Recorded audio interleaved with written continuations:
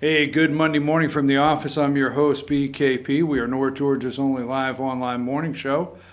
Before we get started, I know our thoughts and prayers go out to the people in Lee County. I'm pretty sure it's Lee County, Alabama, and over here in Georgia, all the tornadoes. We have... let me see, there was a couple pictures I sent over. It won't take me but a minute, just one or two here. I'll find those right here. Josh, give me number 13. At least 23 dead after tornado hits Alabama. And we also have tornado damage in Georgia. Just a little lighter note, number 14. You have to crop Fred Bubba Copeland. You can never not put up Bubba though. So there's Fred Bubba Copeland, mayor of Smith Station, Alabama. They interviewed this morning. Couldn't pass up putting Bubba up there. But 23 dead. They are going through. Reported dead now. They are going through the debris as daylight comes up to try to still find survivors, and hopefully the body count will not increase. So our thoughts and prayers go out to all the ones devastated in Alabama this morning and over through Georgia. Several tornadoes touched down in Georgia. So, and we'll have something else to say on that later in the show. So let's take that down there, Josh. And if you would like to get in touch with our show, it's Monday morning. It is March 4th, okay?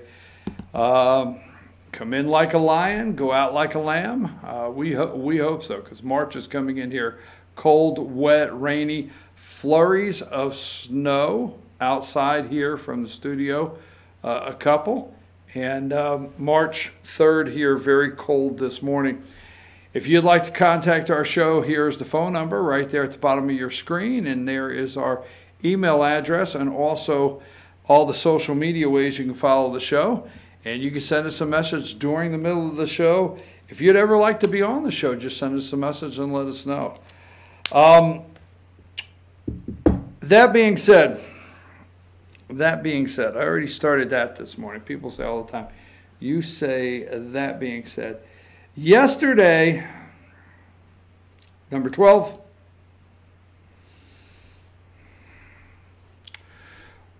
are Democrats setting stage for impeachment? Now, before we get too deep in the show, let me just tell you this week in Georgia, right here in Georgia, this week, it's crossover week for the Georgia State legislative session. The Georgia State legislative session, crossover week, okay? So today we're going to talk about crossover. Tomorrow we're going to dedicate an hour to Georgia, 9 to 10. And Wednesday Wednesday and maybe even Thursday, but right now we're going to dedicate Tuesday and Wednesday, 9 to 10, to as much Georgia legislation as possible. So we're going to do that.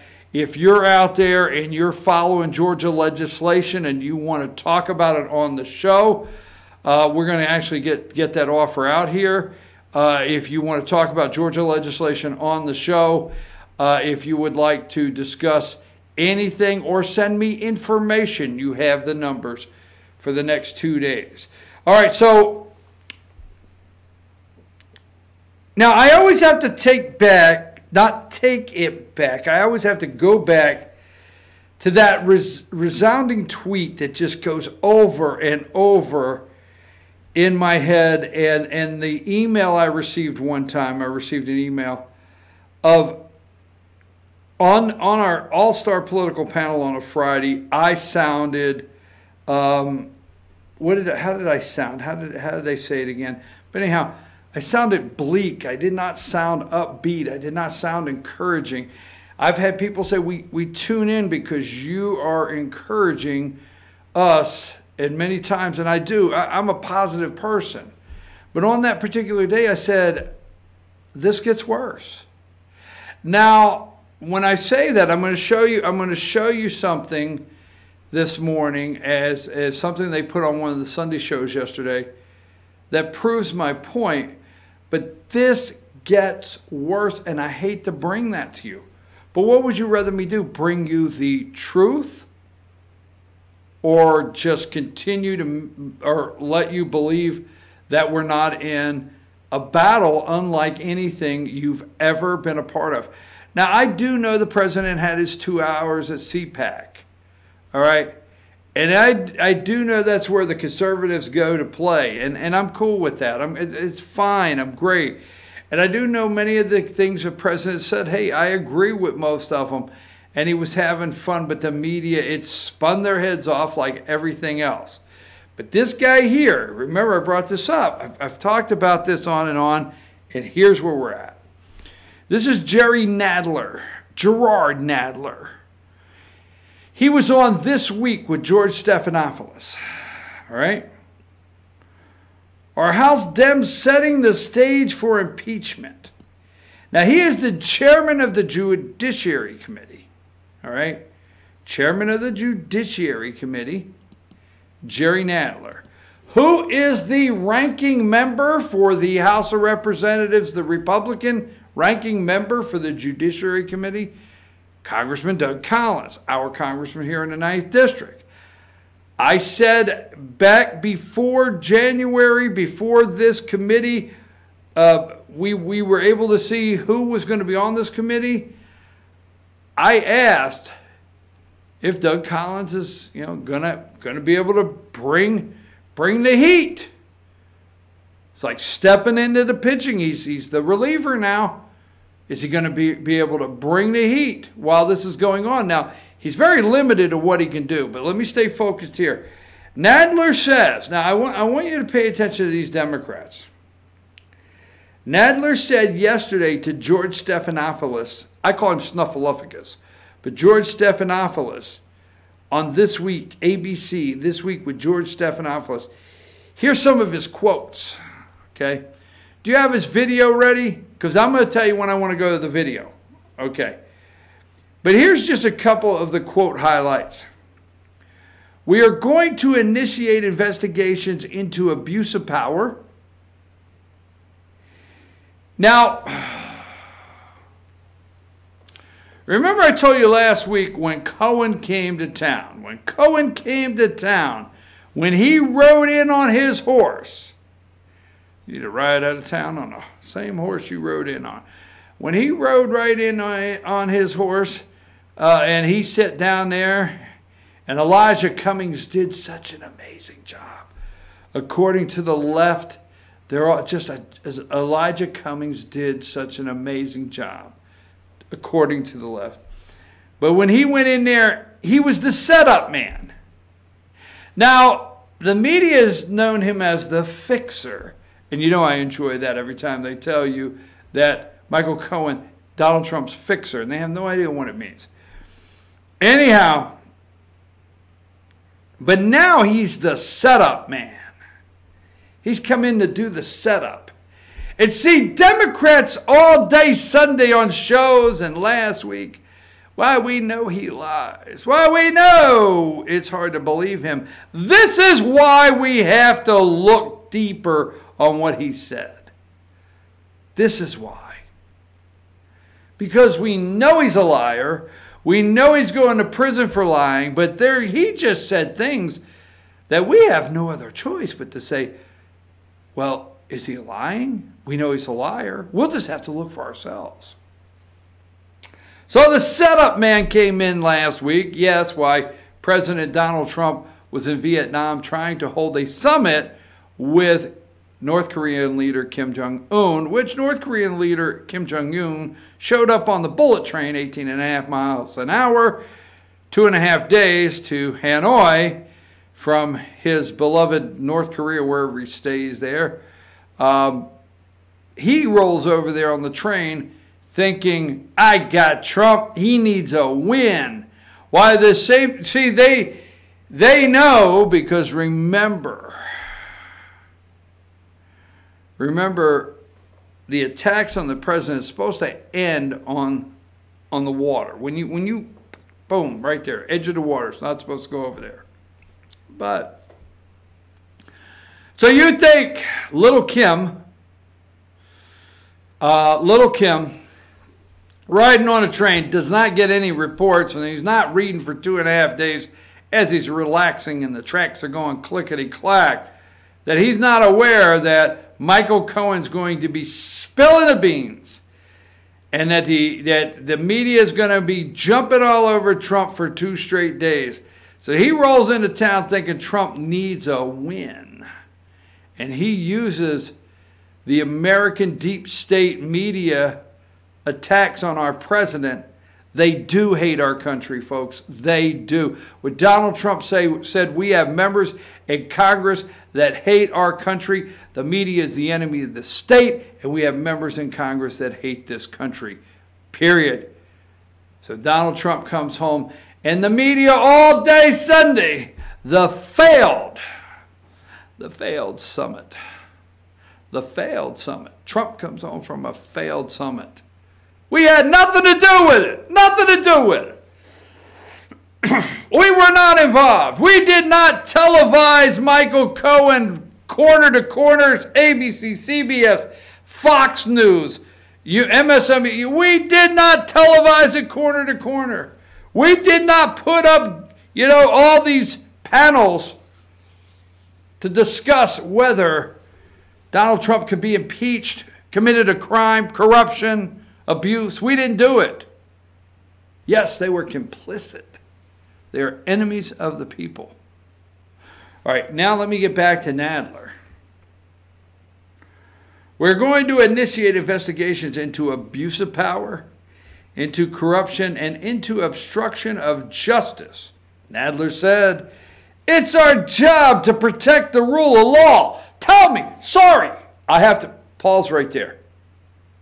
All right, pick yourself up. I understand. And when you hear Democrats say it's our job to protect the rule of law, you got to pick yourself up off the floor, right? It's very clear that the president obstructed justice, Nadler said. Very clear. I mean, if you look at the 3 blind mice, and I'll show you in a minute, everything they say is confirmed. To them, it's confirmed. It's done deal. It's very clear, Nadler said. He said it was too soon to consider whether impeachment should be pursued. However, see, there's the however. Now listen to the however. This is where you come in, Joe Scarborough. This is where you come in. Stretch, Minka, pull that face a little tighter, Brzezinski, or whoever you are now. This is where you come in. This is where you come in, token brother, former chairman of the Republican Rhino whatever party establishments, Steele. This is where you come in. This is where you come in, CNN. This is where you all come in right here. This is where the deep state media will need you to play your part. Because Nadler said, before you impeach somebody, you have to persuade the American public that it ought to happen. And folks, they are in full overdrive that it ought to happen. And they're doing everything to persuade you. Let's go to Nadler's tape for a minute. And then when I tell you to come back to me, let's remember where we're at. Because I want the audience to hear all of this. This is the chairman of the Judiciary Committee. Now, what did I tell you last year? What did I tell you at the beginning of the year? If you're new to the show, but if you're not, you know I've told you over and over. This is the committee that impeachment process will go through. Okay? This is it. Right here. The other committees are doing their investigations, but they will turn their stuff over to this committee to move forward with impeachment. All right, play the tape. So if the report comes back and says we can't indict a sitting president, or we found no evidence of a crime committed by the president, therefore you're not going to see the underlying evidence, what can you do? Well, first of all, those are two different things. If they say we've seen no evidence of a crime, then they ought to say that and say why, and that's fine. But would you want the underlying evidence there? Yes, we do want the underlying evidence. The American people are entitled to know it. And Congress is entitled to know it because it's our job to hold the president accountable. Because it's our job to hold any president accountable. But Rosenstein went much further, and Barr did too, because what they're saying is a president cannot be indicted. No matter how much evidence, the president cannot be indicted.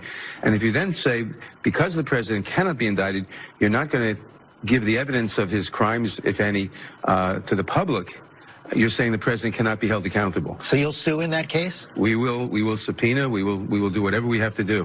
Back in 1974, the House committees were able to get access to the grand jury evidence against Richard Nixon. Can you get that evidence in this case? Maybe. Our lawyers we will do everything we can to get that evidence. We'll do everything we can to get whatever evidence. We are starting this investigation. We will, tomorrow, we will be issuing document requests to over 60 different people and individuals from the White House to the Department of Justice, Donald Trump Jr., Alan Weisselberg, to begin the investigations, to present the case to American people about obstruction of justice, corruption, and abuse of power. So that would include John Kelly, the former chief of staff, Don McGahn, the former White House counsel? I would imagine. I mean, I don't have the list in front of me, but we will be releasing the list tomorrow of over 60 entities, people, et cetera. How about if Robert Mueller comes back and says definitively, we find no collusion by collusion? Okay. I want to back up just like that 4 or 5 seconds when he starts that next segment and hold it there, okay? 60. We're starting with 60 today. They were going to release a list. They'll release a list.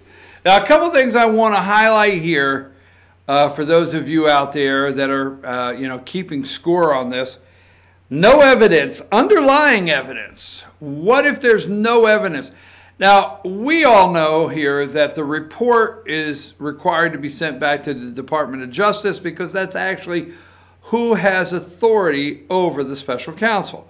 Special counsel if I'm correct, the Department of Justice gave the special counsel, Robert Mueller, its commission, what they wanted done, that scope of work they wanted to bring back to the Department of Justice, which is now run, and the head of the Department of Justice, Attorney General Barr. Now, what Rosenstein is saying is we don't expose American citizens if we do not have the evidence to take them to court. We don't expose them if we're not going to indict them. So in the report, you're not going to see everybody we interviewed if we're not indicting them and we can't prove in court that they broke any laws. But then there's the argument, is the President of the United States, are you able to indict a sitting president? So if you can't indict a sitting president, then the evidence, as they call it, cannot be exposed. So that's a constitutional argument they're trying to solve.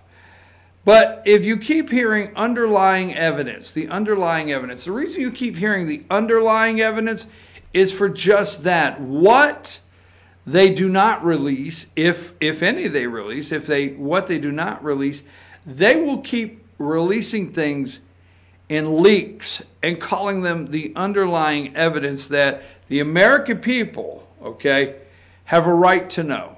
Don't you love the group that's been assembled to make the decision on what the American people deserve to know? They're going to do whatever they have to do. They just told you that. They're going to do whatever they have to do. They're going to follow every legal possibility, channel whatever it may take to do anything they have to. Again, everything we can to bring this president down. We have to start making our case to the American people. Making our case. You know what? So, they admit that the impeachment, the starting and the thought and the talk about impeachment comes along with persuading the American public that it ought to happen. And buddy, they are in full steam. When Nadler, they didn't just start. You and I know the media didn't just start. But when Nadler said persuading the American people it ought to happen, my God, he sent code word. All right, let me say this, okay? We have finally come up on what I guess Michael Cohen was talking about code word. You remember he said President Trump spoke in code. He didn't say go to Congress and lie. He just said, Michael, I didn't see anything. I don't know what did you see anything, Michael? Because I didn't see anything. Did you hear anything, Michael? Because I didn't. He spoke in code. Let me tell you who really speaks in code. Are these politicians in the deep state media, and the corruption of these groups. When Nadler says in code, let me tell you what speaking in code is. Nadler said, you have to persuade the American public that it ought to happen. That's like a dog whistle to the deep state media. Jim Acosta was sitting there at CNN. Jake the Snake, whatever his name over there at CNN. Allison Camerata in the mornings. Gumby and Joe and Barnacle and Steele and Minka. I mean, the KCDC Hunt, whatever her name is. Oh my God, every one of them said, it's time to persuade the public it ought to happen. How disgusting is that, folks? I'm your host. Okay, wait a minute. I want to show you something. We'll talk about this when we come back. We're going to stay on this subject for a minute. Yes, Bernie is in. Let's do this before we go here. Bernie is in, but our main focus right now, Josh, is impeaching the President of the United States. But number one, Bernie Sanders kicks off 2020 campaign in Brooklyn. You remember what was the show, the movie, the book? What was it? Rich Man, Poor Man? Here's this guy's problem, okay? Now, I don't know how much you know about Brooklyn, New York. I have been to Brooklyn, New York. I used to work in Brooklyn, New York. Yeah, if you must know. There's the old thing in Brooklyn where it's called rich Jew, poor Jew. I swear to God, don't get mad at me. It's the truth. This guy was a poor Jew. If you don't know nothing about Brooklyn, he was a poor Jew in Brooklyn. They lived in a rent-control apartment. And his dad told him, one day you'll be able to grow up and somebody else can give you damn things besides me. You can take stuff from people besides me. You never have to earn your own damn living, but you can take it from somebody else. Whatever he learned growing up. But he was a poor Jew in Brooklyn. And if you don't know anything about Brooklyn, Bernie Sanders' whole campaign, his whole life is rich Jew, poor Jew. He hates rich Jews. Damn it, I said it. Bernie Sanders hates rich Jews. Damn it, I know it. He's a poor Jew from Brooklyn growing up. So when these rich Jews come out, he can't stand them. Maybe I shouldn't have said that, okay? Maybe I shouldn't have said that. All right, we got stuff like that. But here's the one thing I want to talk about, okay? What the hell was I talking about? Impeaching the President of the United States, okay? Give me number 22. This was on Meet the Press yesterday. Okay, number 22. You see the big sign there, impeach? Now, go to 21. Divided Democrats. Divided Democrats supposedly on, number 22, impeachment. I'm your host. We're going to talk about that. We got a lot more. We're going to go over Jerry Nadler. How come Jim Jordan's appearance on Meet the Press, Congressman Jim Jordan's appearance on Meet the Press, is getting absolutely no play this morning on the news, on the media, anywhere. Where are you watching, outside of maybe Fox, but where are you watching anywhere that you're seeing any kind of highlight or clips of Jim Jordan running on the mainstream, CNN, MSNBC, ABC this morning, any of them? Tell me. I'm your host, BKP. We'll be right back after these messages.